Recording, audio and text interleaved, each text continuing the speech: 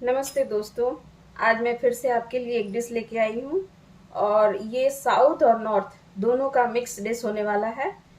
तो चलिए इसको बनाते हैं, स्टार्ट करते हैं। और उसके लिए सबसे पहले हमें चाहिए इस एक ग्लास का नाप बना लेते हैं किसी बर्तन का, और उससे हम इडली के लिए पहले घोल तैयार करेंगे। तो एक नाप हमने इस तरह से बना लिया है।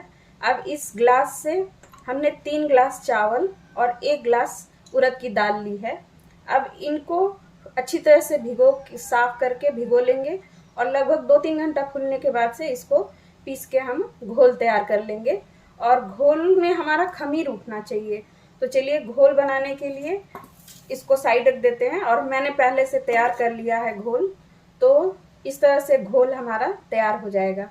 और अब इसके बाद से इससे हम इडली तैयार करेंगे। दोस्तों, अब हमें उस चटनी बनाने के लिए 2 तरह की चटनी हम तैयार करेंगे। एक हमारे सिंपल दाल की चटनी होगी, चने दाल की चटनी, और दूसरी हरे धनिए की चटनी होगी जो नॉर्मली हम सभी बनाते हैं।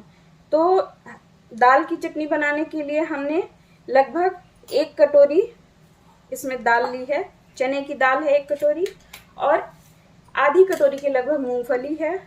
और इन दोनों को हमें लगभग 1 चम्मच तेल, बहुत ज़्यादा तेल नहीं डालेंगे, थोड़ा सा तेल डाल करके कुछ इस तरह से भून के तैयार करना है। और जब हम इनको भूनेंगे तो इस तरह से हमारा भून के तैयार हो जाएगा।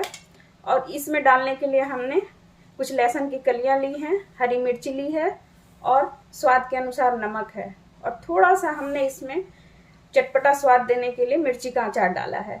आप चाहें तो आम का अचार भी इस्तेमाल कर सकते हैं खट्टे के लिए, लेकिन इसमें मैंने मिर्ची का अचार डाला है। अब इनको पीस करके तैयार कर लेते हैं। तो हमारे दाल की चटनी। तो दोस्तों, अब और हमारी दूसरी वाली जो चटनी है उसके लिए हमें कुछ चीज़ें चाहिए। तो जैसे सिंपल मैंने हरे धनिया की चटनी बनाई है, उसमें मैंने बहुत ज़्यादा किसी चीज़ का इस्तेमाल नहीं किया। तो सिंपल मैंने सिर्फ हरा धनिया लिया है, और थोड़ी सी लहसुन की कलियां हैं, हरी मिर्च है, स्वाद के अनुसार नमक है, और 1 टमाटर है। अब इनको सबको पीस के तैयार कर लेते हैं तो हमारा हरा धनिया का चटनी तैयार हो जाएगा। तो दोस्तों, अब जो है हमारी इडली बनने को तैयार हो गई है, और उधर हमारी इडली तैयार हो रही है। तब तक हम उसको पकौड़ा बनाने के लिए इसका बैटर तैयार करते हैं। तो उसके लिए हमें लगभग 1 कटोरी हमने बेसन लिया है, और इस बेसन में डालने के लिए कुछ मसाले चाहिए। तो उन मसालों में हमने लगभग 1 चम्मच हल्दी ली है, और ये लहसुन और मिर्ची का पेस्ट है, स्वाद के अनुसार नमक है, और इसमें डालने के लिए हमने थोड़ा सा अजवाइन और मंगरेल लिया है। अब इन सब को डाल करके एक घोल तैयार करते हैं। और घोल तैयार करने के बाद इसमें हम अपनी इडली को तलेंगे। तो देखिए दोस्तों, हमारा घोल जो है तैयार हो गया है, और इस तरह से इसकी कंसिस्टेंसी रहेगी। और देखिए, ये घोल हमारा बनके तैयार हो गया।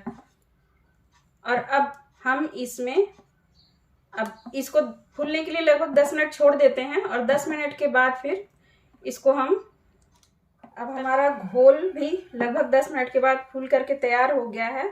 और देखिए, हमारी इडलियाँ भी तैयार हैं। अब इनको हम तल के दिखाते हैं। तो इनको तलने के लिए हम अपनी इडलियों को इस घोल में इस तरह से डिप कर देंगे, ताकि इस पे अच्छी तरह से कोटिंग हो सके बेसन की। बेसन फूली रहेगी तो आपकी पकौड़ियाँ भी बहुत अच्छी होंगी।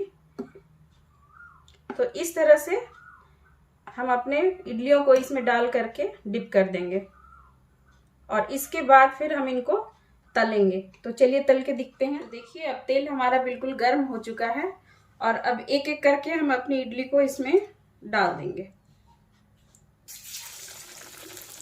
इस तरह से आप अपनी इडलियों को डालते जाएं।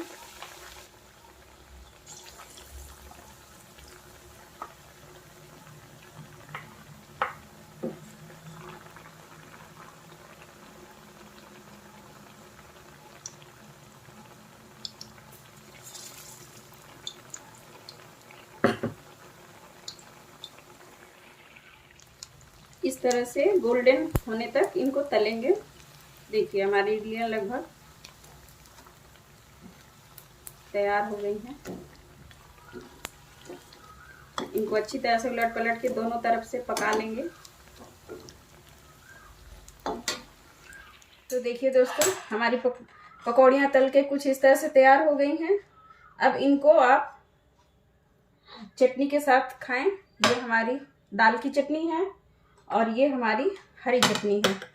अब इनके साथ इसको इस तरह से हमारी पकौड़ियाँ तैयार हो गई हैं और इनको अब इसमें इस तरह से आप इडली को 4 भागों में काट लें। पूरी तरह से नहीं काटना है, जुड़े रहेंगे आपस में, बस इस तरह से काट के तैयार कर लें और इसमें अपनी चटनियों को बारी बारी डाल दें। इस तरह से हरी चटनी,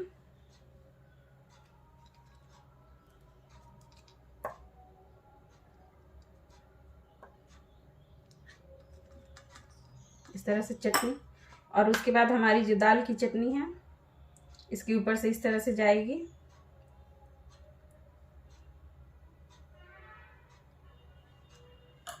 तो आप इसको इस तरह से सर्व करें। तो दोस्तों, आप भी इस तरह से इसको बनाएं और ज़रूर ट्राई करें। ये बहुत ही अच्छी रेसिपी है। तो इसलिए मैंने कहा था कि साउथ इंडियन और नॉर्थ इंडियन का मिक्स कॉम्बिनेशन है। तो यदि आपको मेरी रेसिपी पसंद आई हो तो प्लीज़ इसे लाइक और सब्सक्राइब करें। वीडियो देखने के लिए आपका बहुत बहुत धन्यवाद।